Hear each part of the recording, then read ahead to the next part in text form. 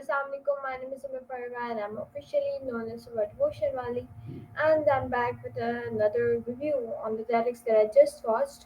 And the Tedx was about extreme ownership by Jocko, and Jocko will link.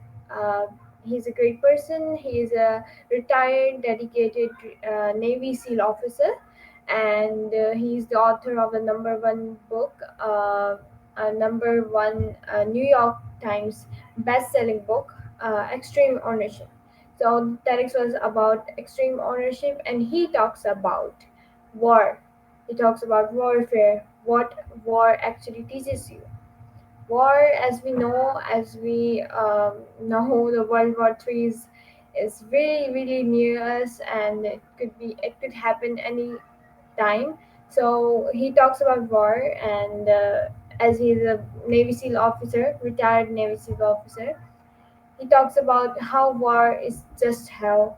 War is also a brutal teacher, and it teaches you brotherhood, humility, honor, and leadership. In his talk, he explains about his personal experiences on extreme ownership with the war going on, and when a war is going about, what he talks about is a war teaches you how things can totally go wrong, and it teaches you the worst of humanity, also the glorious humanity. uh, the war just teaches us, and he was a boss, and he had his own team, and he thinks that taking ownership is where you get successful and be a great leader, and the problems are solved. So he talks about small war, and in 2006, and it was between it was a friendly war, but still they had to take over it. And I'm sorry for the background noise. So he had his friendly team, friendly Iraqi trained soldiers with him, and they had some U.S. soldiers with them too, and they were fighting some terrorists that were like um, moving easily, like they were hovering around the streets and all.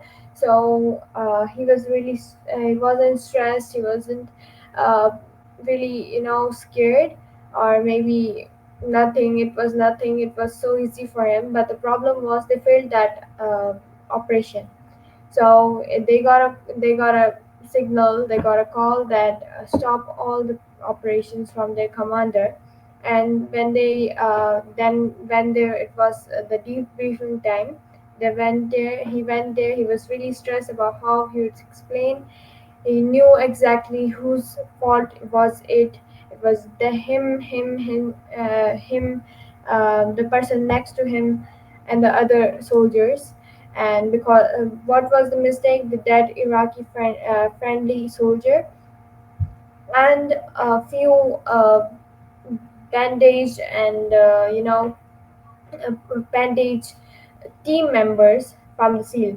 So he went there. He knew exactly whose fault was it, but he just couldn't point out whose fault was it. He went there. He went to the debriefing room, and he started to ask, "So whose fault was it?" One by one, every soldier started to take the make tell them, like tell their commander that it was my fault, it was my fault, it was my fault, and he would tell every single person that it wasn't his or him his or her fault. Why? Because he knew it was him. He was the team. He